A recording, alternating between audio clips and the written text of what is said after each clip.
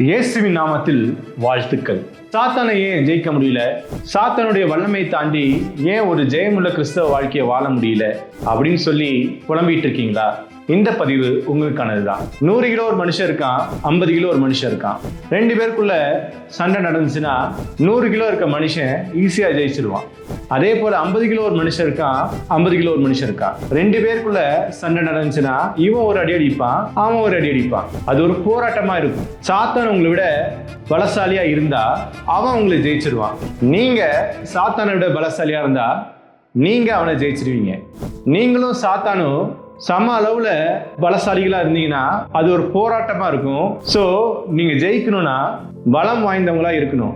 என்னை பலப்படுத்துகிற கிறிஸ்துவனாலே எல்லாவற்றையும் செய்ய எனக்கு பலன் உண்டு. கிறிஸ்து தான் ஜீவ அப்பம், கிறிஸ்து தான் சத்தியம். இந்த ஜீவ அப்பத்தை உட்கொண்டு சத்தியத்தை பிராக்டிஸ் பண்ணீங்கன்னா நீங்க ஆண்டுடைய பலனை பெற்று பலசாலியா மாறி சாத்தானை நீங்க ஜெயிக்க முடியும்.